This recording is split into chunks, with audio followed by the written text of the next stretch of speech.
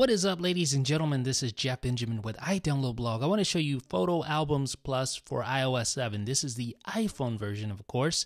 Once you install it, you'll notice this settings panel here, 4 toggles. The first toggle at the top is for private albums list, so you can actually secure the actual list of private albums separately from the individual albums if you want to do that. So there's that toggle at the top. Then you have the per album passwords. That's more akin to what you would expect from a tweak like this, securing each album individually. Then you have album USB mapping and auto upload to PhotoStream. The USB mapping option is for PCs only.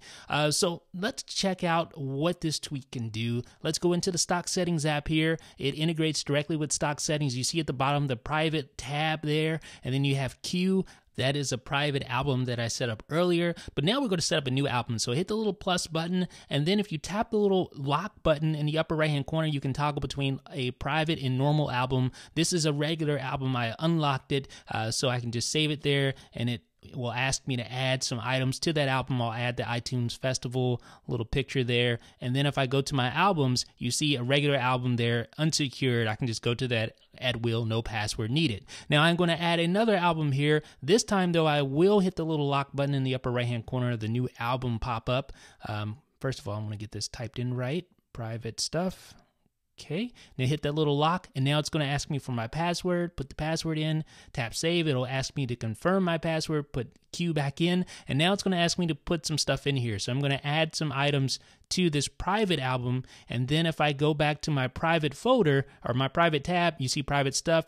I can tap on it. I can put in the password here, which is just Q, open it, and then you see all my private stuff in the private list of folders. So it really is simple and pretty straightforward. Now I can actually restrict access to the list of private albums by enabling this top toggle here. So now whenever I just go to the tab here at the bottom, it's going to ask me for a password. Now the first time I go there, it's going to ask me to create a password, and that's what I just did. But anytime I try to go back just to that tab itself, it asks me to put in a password. So I put in Q, verify, and then to access each individual album, they all have their individual passwords that I'll have to enter as well. So you can see you can really lock this down and just restrict access outright to the private tab if you want to do that, if you're really worried about the photos that are contained here.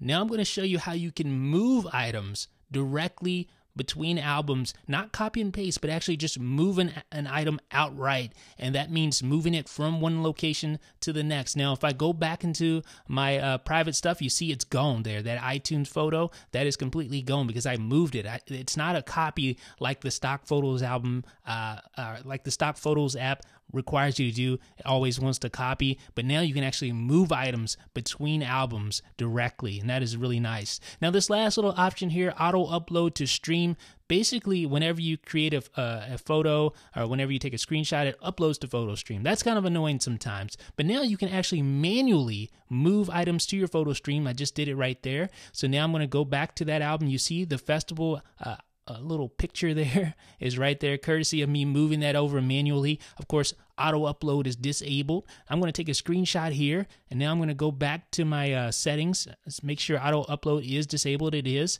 And now what I'm going to do is I'm going to go back over to my normal camera row right here. There's the photo I'm going to select, and then I'm going to add, and then add to PhotoStream.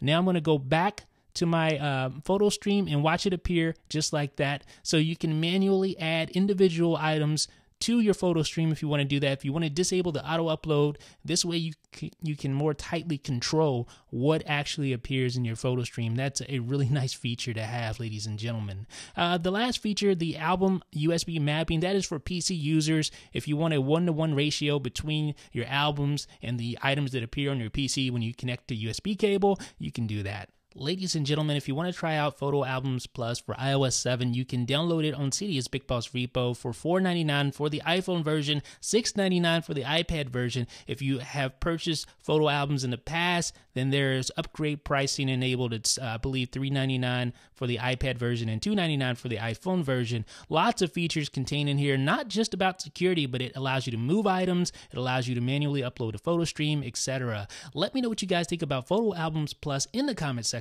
down below. This is Jeff with iDownload Blog.